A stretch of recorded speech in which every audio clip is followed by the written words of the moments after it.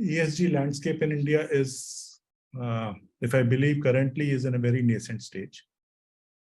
Right now, there's hardly any mapping which happens.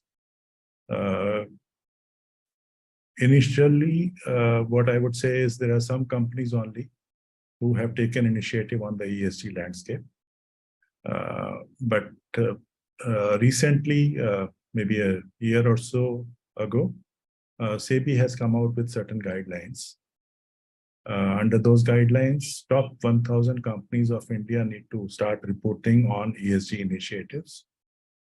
So as of now, that's it on ESG landscaping in India. But going forward, I see there's a lot of scope on ESG because there's a rampant misuse of all the resources that we have, especially the natural resources.